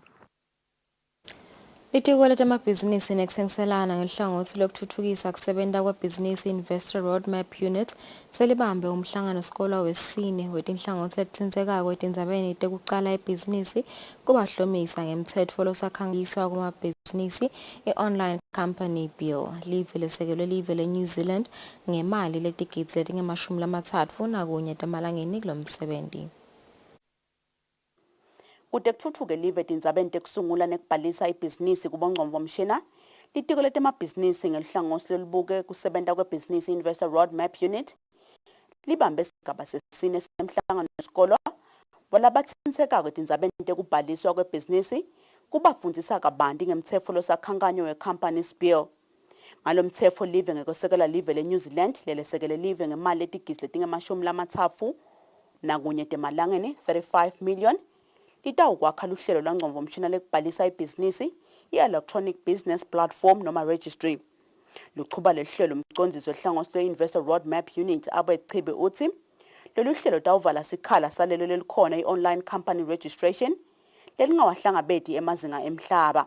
Inhloso yalo mhlangano namuhla ukuthi sikhulumise umtsetfo losakhankanywa lesingathi i-New Companies Bill lapho khona kulolu sito lesilithole eNew Zealand sibuka ekuthenini kuze sikhone kushintsha kusuka ku-online ukuthi mhlawumbe ema-steps lesesiwadzinga ukuthi ubhalise inkampani asalaba mafisha nema-requirements akhona netimali leti-involved nato tisale kuba malula.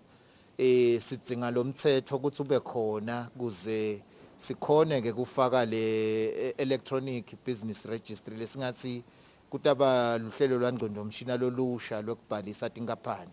Lolo hlelo lolo-ke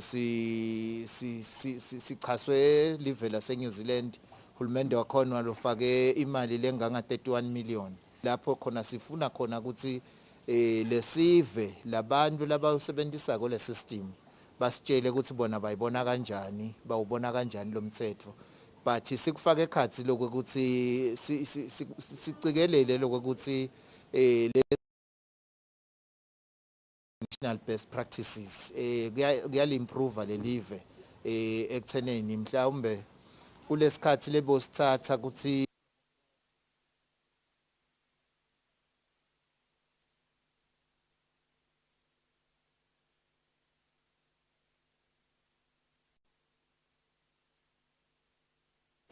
Asicolisa ngaloko kuphazamiseka amasodla amahle sitawuchubeka netindzaba tetfu.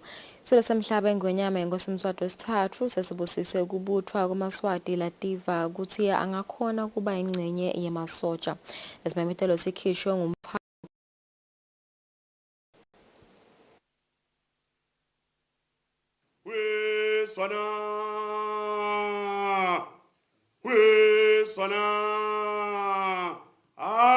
lalela ndzaba letibuye enkosini utsokandaba lotivako kuyawujoyina emasotsheni akaphelele enkundleni yakhe hayi enhloko hovisi kepha baphelele tinkundleni bete nabometisa babo bebuve kusukela kuloneminyaka le-18 kuya kuloneminyaka le-35 abaphelele enkundleni yabo. Usho njalo ke Mswazi omnyama kabothulu ulodungandaba semampondweni Mswathi ke khawula abantu ngemvimbeko yatibona inhloko emaduna tiyaqunga kungengwane kuyasathi yabikelu bayethe winwa phakathi mhla ka-7 nga-8 ekuseni emathanjeni North nga-2 emini elugongolweni mhla ka-8 nga-8 ekuseni emaseyisini nga-2 emini kuGege mhla ka-9 nga-8 ekuseni eMhlangatane nga-2 emini eMayiwane mhla ka-10 nga-8 ekuseni eMadlangempisi nga-2 Khiweni mhla ka-13 nga-8 ekuseni eShiselweni 1 nga-2 Emini kaZombotse mhla ka-14 nga-8 ekuseni eSipiki nga-2 Emini eNzingeni mhla ka-15 nga-8 ekuseni ekukhanyeni nga-2 Emini kuNkomiyahlaba mhla ka-16 nga-8 ekuseni eMhlambanyathi nga-2 Emini eSiphoxosini mhla ka-17 nga-8 ekuseni kuKhubutha nga-2 Emini kuMthambama mhla ka-20 nga-8 ekuseni eHukwini nga-2 Emini eMaphalaleni mhla ka-21 nga-8 ekuseni eNkweni nga-2 Emini eShiselweni 2 mhla ka-22 nga-8 ePhondo nga-2 Emini kuMangcongco mhla ka-23 nga-8 ekuseni eTimpisini nga-2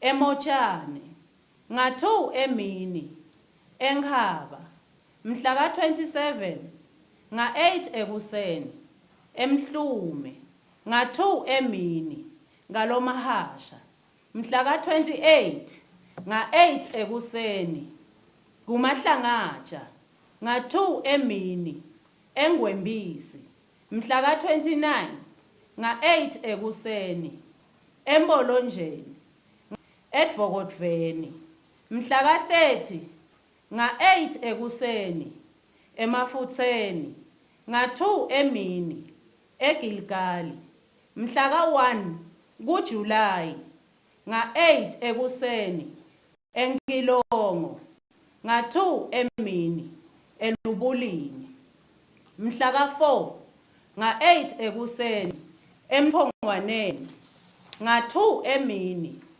eNhlambeni mhla ka-5 nga-8 ekuseni eMathanjeni nga-2 Emini ngaSomntongo mhla ka-6 nga-8 ekuseni eKwaluseni nga-2 Emini eLudzeludze mhla ka-7 nga-8 ekuseni ngaLamgabi nga-2 Emini eNdondozi mhla ka-8 nga-8 ekuseni eSiphofaneni nga-2 Emini eSithobelweni mhla ka-11 nga-8 ekuseni eMbabane East nga-2 Emini eMbabane West mhla ka-12 nga-8 ekuseni eHosiya nga-2 Emini mhla ka-13 nga-8 ekuseni eManzini North nga-2 Emini eManzini South mhla ka-14 nga-8 ekuseni ngaLobamba nga-2 Emini ngaLobamba lomdzala mhla ka-15 nga-8 ekuseni kuMethula.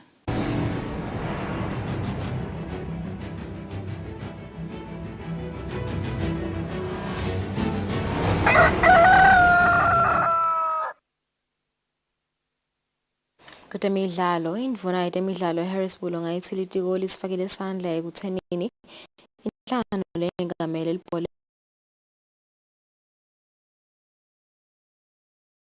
ngayithi litiko linalo lithemba ukuthi likhethelo lesive lisitfolile isikhathi lesanele sekutilolonga bulunga bakakhuluma ngesikhathi yavalelisa sihlangu semnikati kaLobamba lesilibhekisa eveni laseThogo edolobheni leLome lapho liyadlala khona umlando wecala wekuhlunga emacembu latawungenela indzebe ye-AFCON 2023.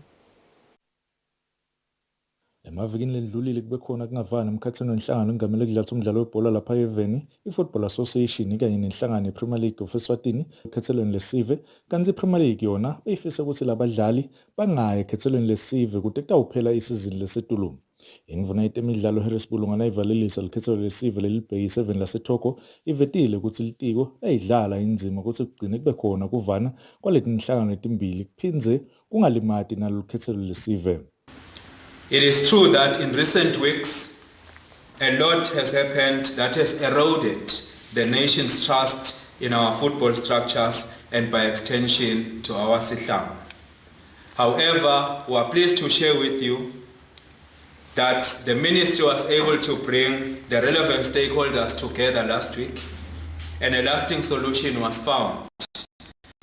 And we all further reaffirm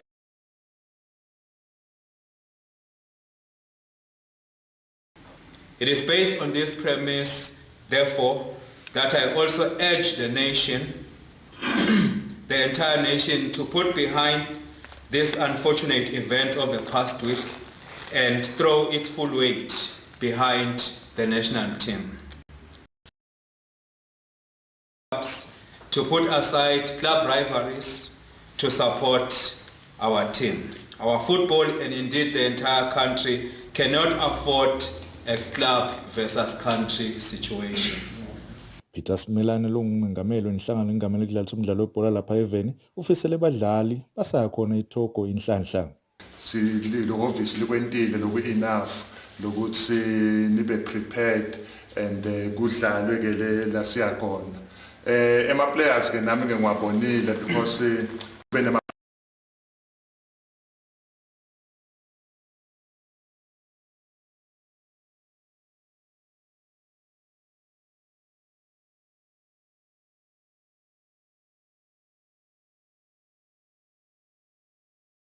balomdlalo. Silungiselele minister imalungiselelo ahambe kahle lokusijabulise kakhulu kuma preparations ethu i-commitment yabo badlali lenye selithemba kithi thina technical so sibheke phambili nje sinelithemba lelikhulu lokuthi bayawusebenza le cha umdlalo sesiwulungiselele kakhulu bo coach bawendile umsebenzi bekumele bawende kithi sesingilaba ulungele lo mdlalo siyakwati ke lesikwende itolo sitifakele kakhulu ipressure sitifakele etsini ipressure ngalokuhle lokho ukuthi ke sekumele ukusinyalo sale siyochubeka sichubekele sesale senta lokungetulu kwaloko. Lo mdlalo utawudlala ngalesihlanu kuleli viki lelisetulu khona edolobheni leLome eveni laseToko. Lo bikela umsakade Eswatini TV temidlalo ngilinda Dlamini kanzombiko uhlanganiswe nguFabrice Msonera eMbabane. Satiphetha indzaba tetfu ngaleto temidlalo sibahlalele emakethe nasibuya saqhubeka nehlelo asinishene semasetulu.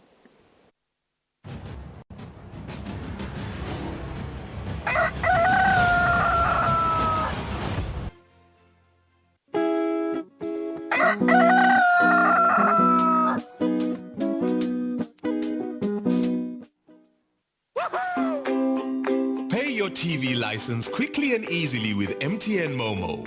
Simply dial *007 *3 hash and select option 8 for TV license. Enter your national ID number as your reference and the amount you wish to pay. Then enter your PIN to confirm your payment. Once your payment has been made, you'll receive a confirmation SMS of your payment. If you're a first-time payer, you get another SMS for your TV license. So legalize your entertainment from the comfort of your home. Pay your TV license the easy and convenient way with MTN Momo. Everywhere you go, MTN.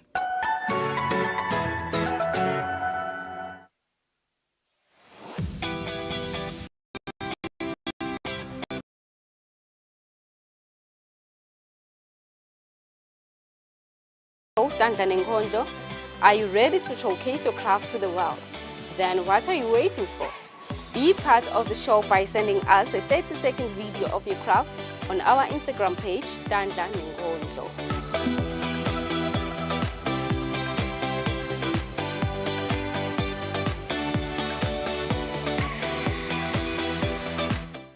I do the most. Watch local TV on the go with the Eswatini TV app for only 20 emalangeni. Come on. Do the most with Eswatini TV app. Download from Google Play Store or App Store. We're good together. Everywhere you go, MTN.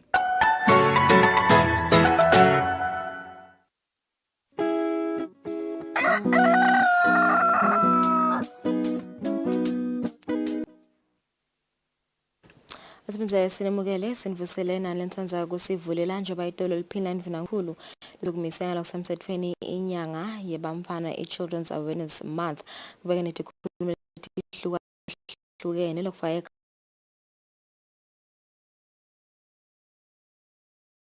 indzaba tebantfwana ikakhulukati tindzaba temalungelo abo bantfwana nekuvikeleka kwabo. Kanti-ke ukhulumile lapha lolisekela lalobuke lihhovisi lalenhlangano lapha eSwatini lekungu-Afshin Phasi naye wakhuluma indzima inhlangano ye-UNICEF leseyidlalile eveni laseSwatini. Just a few months ago, confirms the highlighted vulnerability to violence for children with disability, that the violence varied by nature of disability and was slightly higher among children with mental disorders, which is 34%, a very alarming rate, or learning disabilities at 33%, than for children with sensory impairments, 27%. Physical or mobility limitations, 26%. The study highlights that the most commonly reported types of violence against children with disabilities were emotional, physical, neglect and sexual violence. It also draws attention to high levels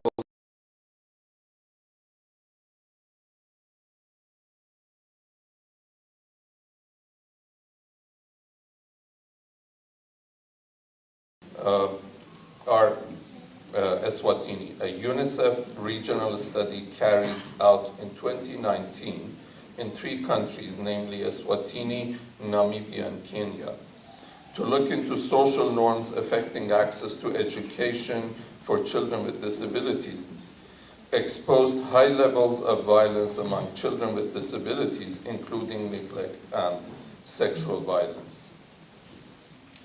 Honorable Deputy Prime Minister, distinguished ladies and gentlemen, my reason for the focus on the issue of violence against children with disabilities today is to encourage all partners present here today, government, non-governmental organizations, and the private sector, to explore how best they can contribute individually and collectively to eliminating violence against children with disabilities. Let me deviate a little bit from the script I have and highlight why I'm making the call. Experience in the development work, evidence from studies that we have shows that when we focus our programs on excluded groups, the benefit expands to other groups as well. If we focus our attention to education of children,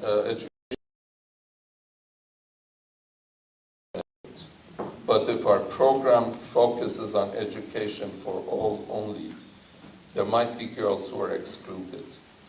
If we are working on social protection in general, we might exclude children with disabilities. But if we focus on social protection for children with disabilities, children without disabilities also benefit from that. There is global evidence that when you focus your attention on the marginalized, excluded groups, the benefit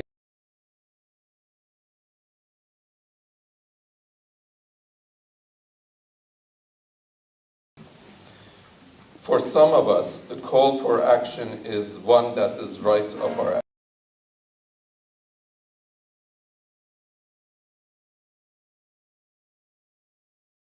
including children with disabilities. Communities promoting social norms and attitudes that ensure that children with disabilities are not stigmatized, socially excluded, and are protected from the neglect and other acts of violence. For governments in general, improving the information gaps, data, and social security nets for children with disabilities.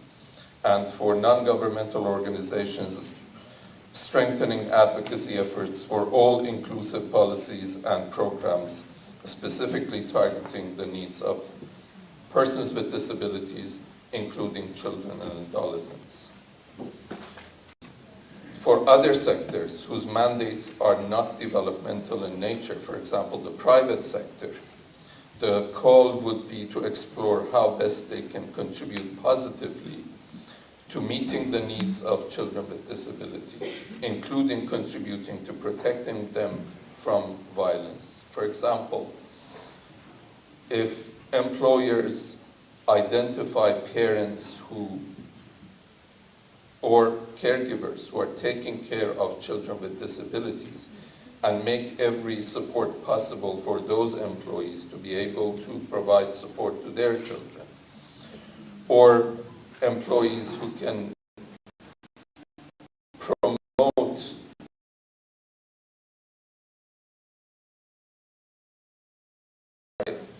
combating social norms which are excluding persons with disabilities, that would help.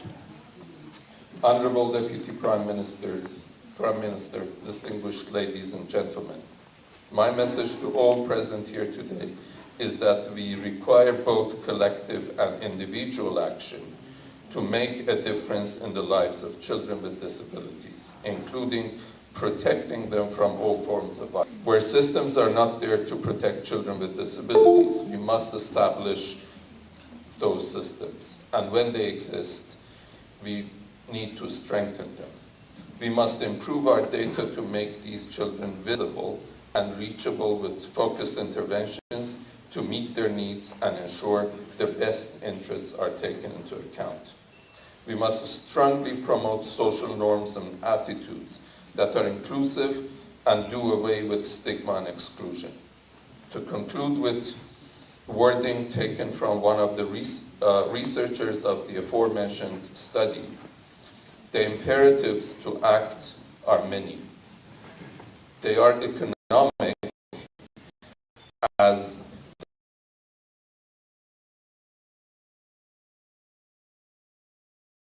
much to gain by improving inclusion of those with disability.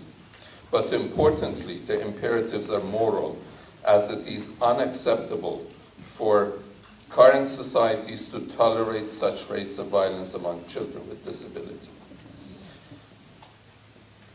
Honorable Deputy Prime Minister, ladies and gentlemen, achieving the Sustainable Development Goal to end all forms of violence against children by 2030 will require us to work together to implement what we already know works to prevent violence against children, as well as thinking creatively to develop multi-targeted evidence-based interventions, parenting, school-based, community-based, work-based, and online, that target specific forms of violence. As I conclude my remarks, may I reaffirm UNICEF's continued support, including children with disabilities.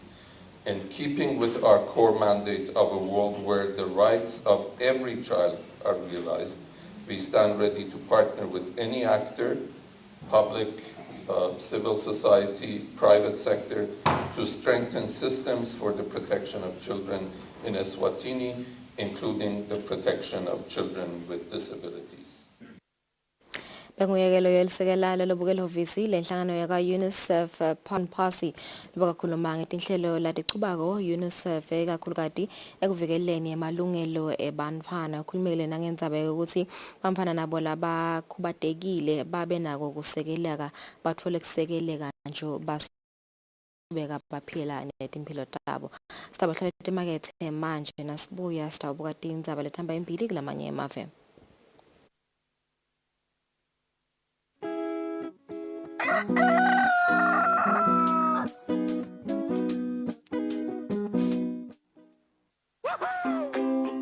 Pay your TV license quickly and easily with MTN Momo.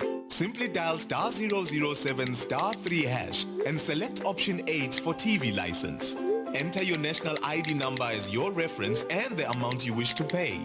Then enter your PIN to confirm your payment. Once your payment has been made, you'll receive a confirmation SMS of your payment. If you're a first-time payer, you get another SMS for your TV license. So legalize your entertainment from the comfort of your home. Pay your TV license the easy and convenient way. Everywhere you go, MTN.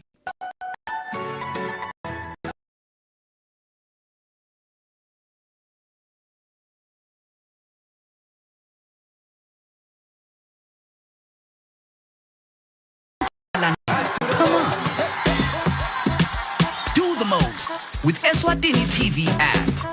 Download from Google Play Store or App Store. We're good together. Everywhere you go, MTN.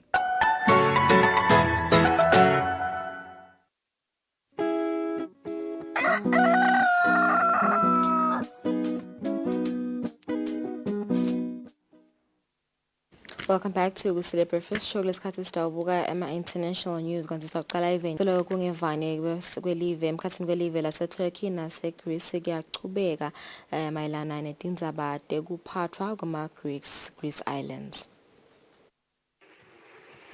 Tensions over the Aegean Sea continue to escalate, with Turkey and Greece accusing each other's warplanes of violating their airspace. The sea is a center of contested territorial rights. Earlier this month, President Recep Tayyip Erdogan said Greek Prime Minister Kyriakos Mitsotakis no longer exists in the Turkish leader's mind, after Mitsotakis called on the US Congress to block military sales to Turkey. Ankara is alarmed by Greece's rearmament program, which Turkey claims is being deployed on islands close to Turkey. They buy $5 billion combat aircraft from French and new cruisers, and also almost $10 billion from the U.S. helicopters, naval forces, and also new F-35. That time, the Turkey says, what's happening in the Greek islands? Will they decide to attack Turkey? Greece's rearmament comes as the US Congress blocks Turkey's efforts to procure weapons from the United States out of concern over Ankara's purchase of a Russian missile system.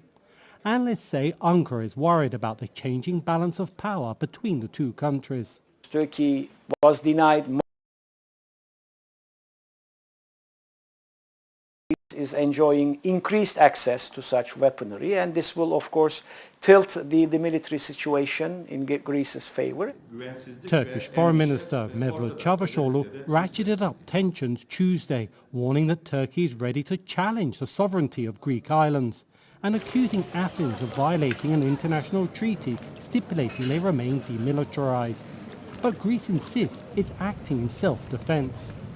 Athens is voicing concern that Turkey could open up its borders to let refugees, as well as step up military pressure over its islands in the Aegean Sea. We are quite curious what would happen with migration refugee issues, and also what will be the next steps by Turkey regarding the issue of the islands, sovereignty, demilitarization, military maneuvers, and so on.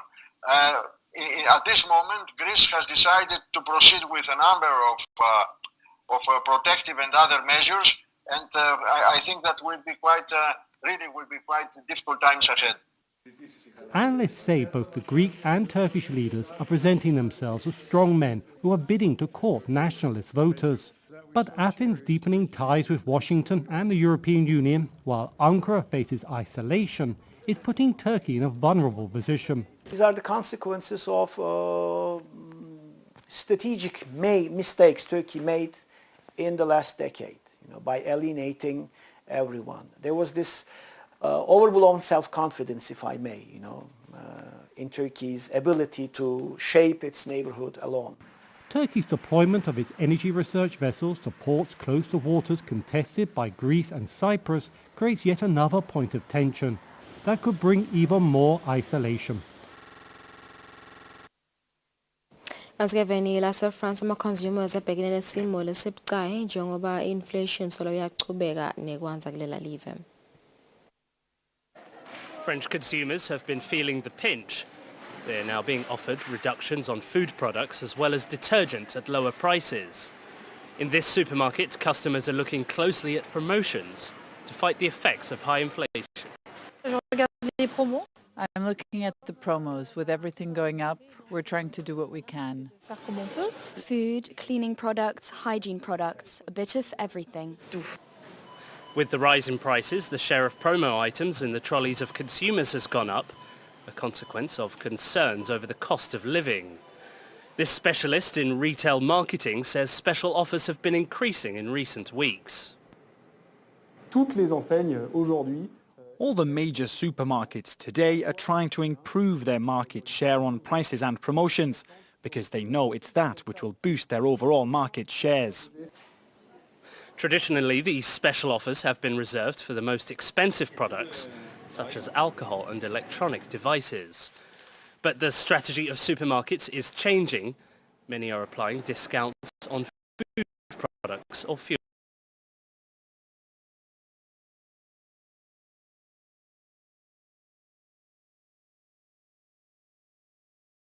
Non-essential items and food products. That should help customers who feel conflicted. 3 consumers in 4 now say they are ready to change their spending habits.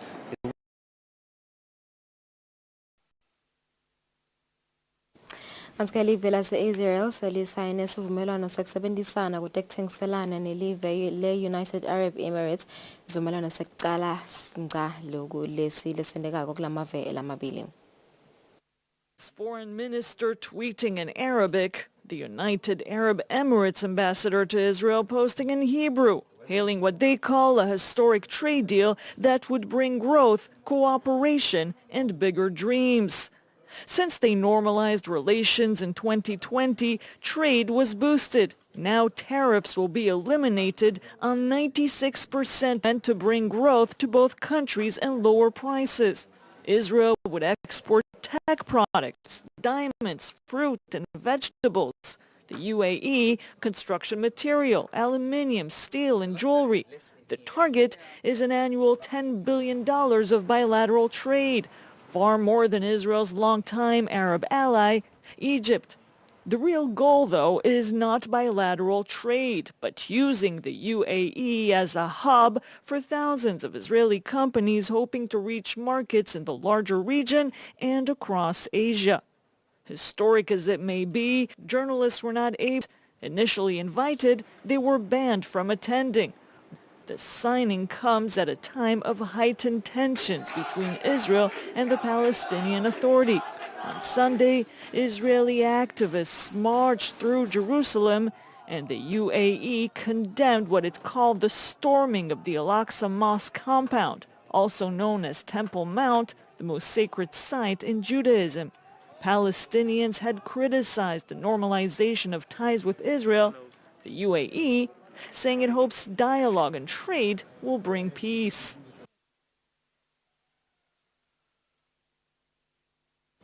Kanti-ke solo live lase-Russia lahlasela live lase-Ukraine tintsengo tetimvu letiningi solo tiyachubeka nekudula. Live lase-Nigeria, manufacturers ase-Nigeria sakhala ngekuthi intsengo ye-wheat noma-ke i-wheat nayo seyiyadula kakhulu. Nachukwu Rizu has a baby formula business and is preparing for a delivery. One key ingredient she uses is brown wheat, but due to Russia's war on Ukraine, she's not sure when she will get her next supply. So I use wheat alongside oats and then yam flour to produce that particular one. I wouldn't lie to you, to even get it is even difficult. It's not just about the increase in price. To get the wheat is actually difficult now because I buy in bulk. Orizu started making baby formulas 6 years ago after quitting her former job as a laboratory scientist.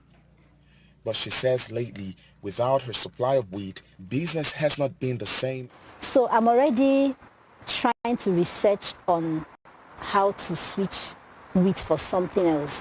What we have on mind for now is acha, that's fonio. Yeah, so I'm taking between now and Friday to make that decision. Nigeria imported an average $2 billion worth of wheat in 2020 and 2021, mostly from the United States and Russia, according to the country's Statistics Bureau.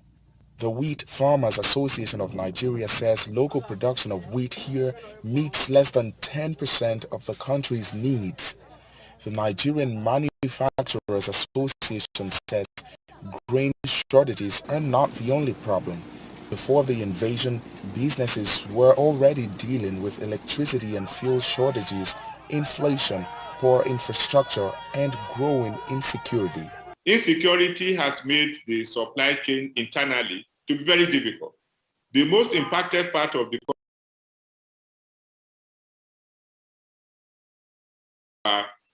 food from, we have had challenges. Now it is compounded by the fact that people cannot even farm. Nigerian authorities blamed the electricity shortage on the collapse of the national grid multiple times since January. Many businesses like Usman Muhammad's Bakery are cut off from power and rely on diesel fuel to power generators, but that too has tripled in price since the beginning of the year. They use a lot of diesel to start work because authorities also said the recall in January of 170 million liters of tainted fuel from circulation led to fuel shortages. For now, many business owners like Orizo and Mohammed are just getting by.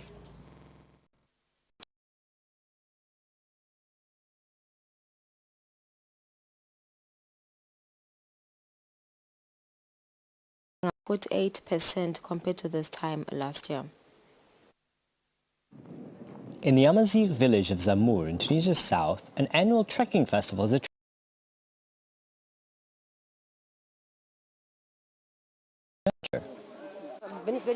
It's the first time I do this sort of thing, and I'm going to do the hiking and other sports activities. Like other participants, she wanted to change from the traditional hotel holiday.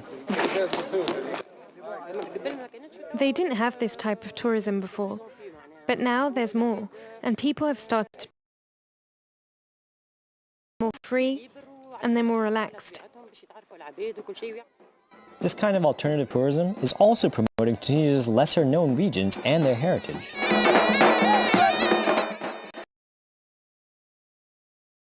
Clichés. Many want to discover their country and go inland.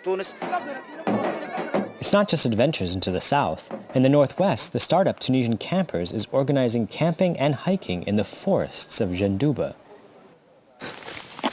This isn't all of it. Follow me.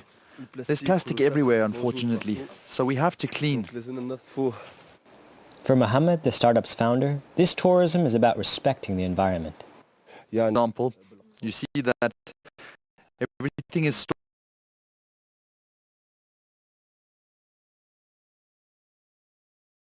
instead of plastic bottles.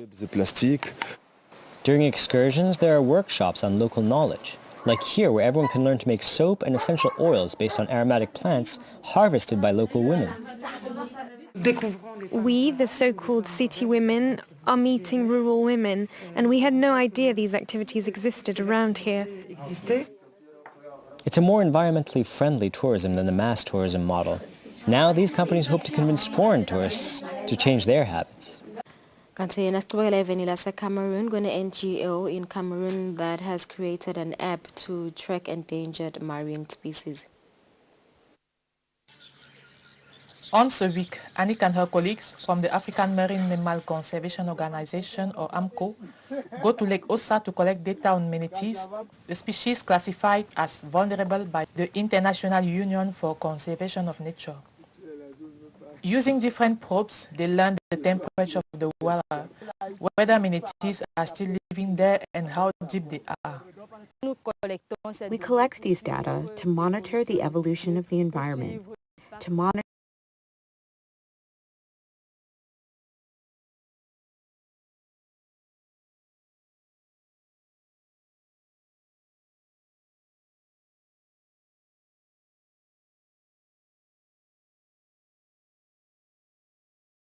Lake Ossa near the town of Dizangi.